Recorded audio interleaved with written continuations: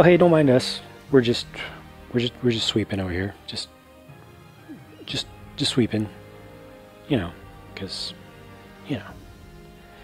Time for another one of these. One of these character overview videos, because Curse of Osiris happened and all that. I cannot believe it has been 2 months since the last one of these videos that I did. Feels like about 4 weeks. It's been closer to 9 weeks. These past couple of months have been absolutely insane. But I have forced myself to take some breaks and to play a little bit of Destiny. You're not going to see a whole lot of change this time around compared to the last time, so I guess this video will just go more quickly. Obviously, the light level cap has gone up, and I have finally gotten all of these characters to the light level cap. It took me 6 of those past 9 weeks to get from 334 to 335, because I've only been playing the easier milestones, the basic PVE milestones. Occasionally I'm able to get together with a clanmate or two and do Nightmare, but for the most part, it's been just the PVE specific weekly milestones that I've relied upon to increase my light. Nameless Midnight is still here, and it is still awesome, but it is now more awesome because it is a masterwork weapon.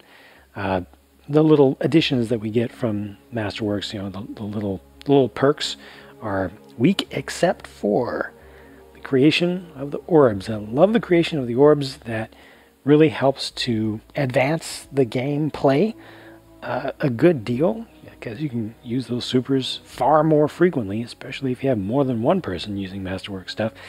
I've switched to this auto rifle. I actually switched to this one some time ago on this character mostly because it was the first viable Masterwork weapon that dropped for me in the game, and I kind of adapted to it, and you know what, it's actually pretty good for PvE, because it has Rampage, and you know, Rampage increases the damage as long as you keep it going.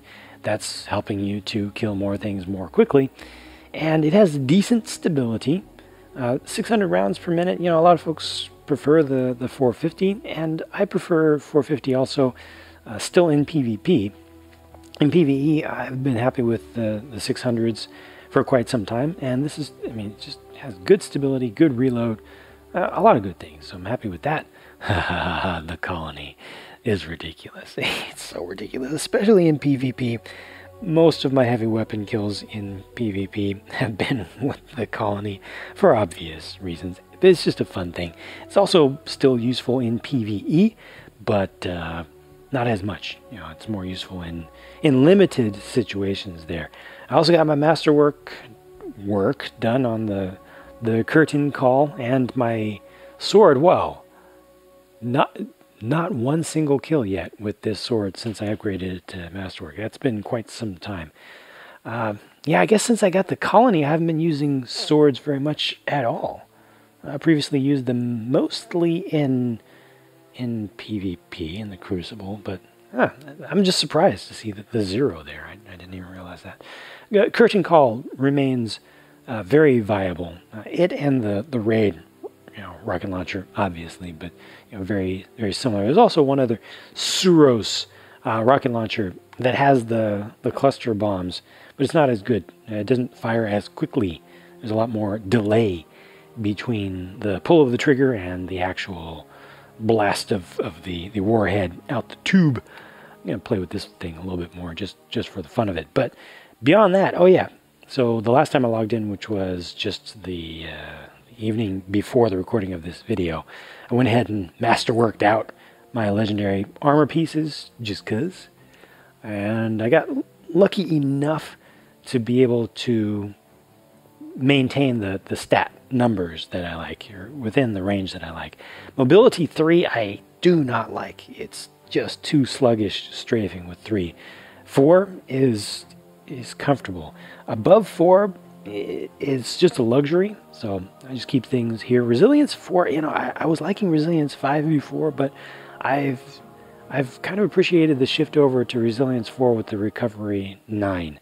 I can feel the difference in the recovery. I can feel the difference in the overall gameplay, just survivability, and you know, how I have to move around. But Resilience from 5 to 4 hasn't made that much of a change. I've also played around a little bit with the armlets because they're fun, you know, good for survivability. And when I run those, so let me switch over, then I switch over to this Crucible helmet, and I need to spend some time in the Crucible to get the ornament for that. I just have not gotten the ornament. I've done, what is it? Let's see, one competitive match, but I want that that ornament there, yeah, because I've done quick play and what else? I mean, was there another Iron Banner in between there? I did one Iron Banner. I think since those ornaments came out, wasn't there one? I don't remember exactly, but yeah, I run that when I run the armlets, but for the most part, I've continued to stick with this setup here, so it's just working for me. Oh, and then ghosts. The world is good in Destiny for ghosts right now because as long as you play for a while, you can get a good collection of ghosts that will do all sorts of great things for you. As long as you have a broad collection, use a third-party app, or you know, just swap things back and forth if you have multiple characters.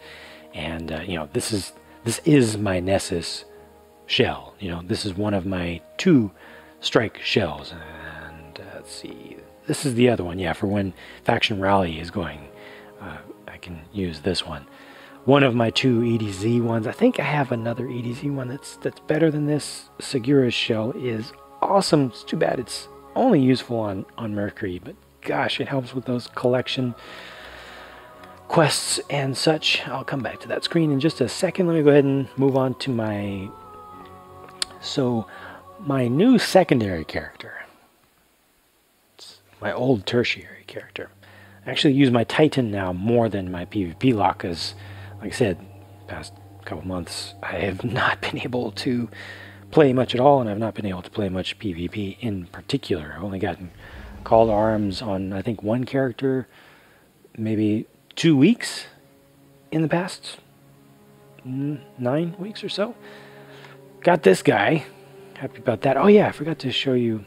I think you may have seen it, but I forgot to show really which ship that I'm using there. So this one, I don't remember what things looked like the last time, but using Dune Marchers now, I'm very happy with just the increased sprint speed. I love being able to move around quickly, and this is a very fast moving character in general. He likes to move from target to target. I'm using this helm because it is the closest thing that's in the game right now to the Halo EOD helm, which I used because it looked like a stormtrooper from Star Wars. I'm a Star Wars fan, so yeah, that's just, I don't know, maybe like a heavy stormtrooper or something. You know, there's just something stormtrooper-ish, and that's why I've gone with the white and black, using the monochromatic legendary shader for most of this stuff. I wish that I could get more of this white. It looked better before, but still keeping some of that orange in there because I like that for this character. But otherwise, I think this is probably the same as last time. Still mess around with these 2. Wow, I have not even upgraded that. I haven't used that in a while. But considering trying some different options for legs for when I'm not using Dune Marchers. But right now, Dune Marchers are working really well for me. I have been experimenting on this character with different loadouts because I got so stuck on a good auto rifle and a good scout rifle, or vice versa, on my other characters and on this one previously. I forced myself to start trying different things. So going with the kinetic auto rifles, I'm doing a little bit of experimentation with these guys. I'm actually liking Origin Story quite a bit right now, but I've not done that much play with this one, so I'm just going to continue. Halfdan has that really slow firing rate. You can get a lot of precision kills with that, surprisingly. You know, obviously it's the one that we got from New Monarchy winning as we all expected it to. But yeah, just playing around a little bit rather than always using Nameless Midnight, because Nameless Midnight is so good, but it's nice to experiment from time to time. Just started playing with this thing a little bit. This is, I think, the first one of these that I have gotten. And it's cool, has good stability, good range. 180 rounds per minute is a comfortable speed for scout rifles, just in general. I mean, right? But yeah, this has worked out pretty well, but it doesn't have that splash damage of the nameless. This does, though. Mananana. I like the feel of this. It's very, very light. Has a little bit of a... I mean, it's basically based on the same archetype as Hung Jury from Destiny 1. You know, so the you know, the energy rounds and the sound of it and everything. Very, very, very easy to use, very comfortable. Has very good target acquisition as well. That was a hidden perk of it. Its range is bad, though. Its range is like an auto rifle. I'm not sure what I think about that. It just means that you need to get up closer and still have, you know, my gift here as a backup, and then beyond that, it's just, you know, normal random stuff. Let's see if I have any. Oh yeah, this is the cash EDZ shell, which I've had for a while. The other one that I showed you on the other character was a resource one, and then here's another good Crucible one, a good one to use during faction rally. On this screen, yeah, I cleared out most of this stuff once some weeks ago in terms of the tokens, but I've collected again since then. I think Zavala's tokens are the ones that I have not cleared out. I'm still waiting to see if he will go 330, you know, at any point, but I think the most recent, oh yeah, Sloan, the Titan ones, those are missing completely. But you know, being at max light now, I can just wait for vendor engrams.xyz and want to make sure you get confirmation, and Destiny-vendor-engrams or whatever the exact name of that site is. You know, I wait for those to show up, vendors that are offering 330 engrams from turning in tokens before I turn in anything. I have not been able to follow those as much as I like, but I'm actually starting to stockpile stuff now because I don't really need stuff anymore. All of my characters, including my now tertiary character, have that max light, so I think it's okay to just hold on to tokens. Love the look of Ikora's Resolve here. Nice to get that little bit of the Arcadia jump ship back. Wish we could get the full thing or some version of it, but this is close. Changed the color scheme on this guy just ever so slightly, but otherwise this is mostly the same as the last time you saw it. Again, nameless, works great. Jiangxi, definitely like it. Still going back and forth between it and Uriel's. Need to try out Positive Outlook again. It's a little bit difficult to get. I just don't do the Ikora stuff very frequently. Curtain Call over here, but realistically, when I'm using this for PvP, I bring my colony over here. I have, for the most part, gotten rid of most of my duplicates of weapons and ghosts, so I just swap things back and forth. Much easier to manage a smaller, you know, archive of parts, of items. This is useful when doing that stuff, you know, when doing public events. And my IO shell, my one IO shell, this is, yeah, so this is a good EDZ one. This is the last ghost I think that I actually got at the end of the faction rally, so I think I will keep this one and get rid of the other one that just does caches, and then this is a decent Crucible one as well. And yeah, you already saw, I don't think I have any alternates here. Yeah, not really. I tried that out. It didn't really help that much. The difference in speed wasn't that great compared to the difference of actually moving with transversive steps. Again, sprint speed, something that I very, very much like, very much appreciate. Forgot to show you, yeah, these things, the speeders on the other characters, but very happy to get Ikora's Resolve. I won't use a speeder that is less than max speed again ever in life. The difference is huge. This is a really nice one, having it take less time to summon. Comes up very quickly. It's just good for efficiency, especially again when you don't have a lot of time to play, or if you're going around doing public events quickly.